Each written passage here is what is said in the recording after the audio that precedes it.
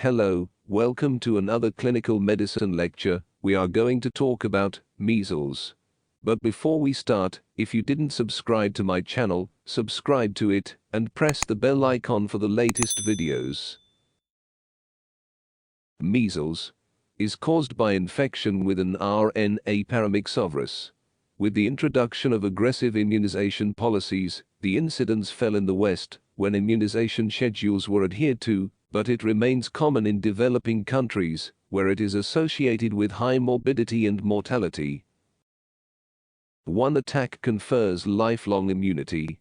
It is spread by droplet infection, and the period of infectivity is from 4 days before and up to 4 days after the onset of the rash, after which the infected person can return to work or school. Clinical features. The incubation period is 7 to 18 days. Two distinct phases of the disease can be recognized. The pre-eruptive and catarrhal stage is characterized by fever, cough, rhinorrhea, conjunctivitis and pathognomonic complex spots in the mouth, small, gray, irregular lesions on an erythematous base, commonly on the inside of the cheek. The eruptive or exanthematous stage is characterized by the presence of a maculopapular rash, which starts on the face and spreads to involve the whole body. The rash becomes confluent and blotchy. It fades in about a week. Complications. These are uncommon in healthy child, but carry high mortality in the malnourished or those with other diseases.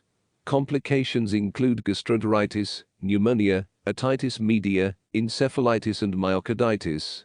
Rarely, the persistence of the virus with reactivation pre-puberty results in subacute sclerosing panencephalitis with progressive mental deterioration and death. Management. The diagnosis is usually clinical, but acute infection can be confirmed by saliva or serum testing for measles-specific immunoglobulin.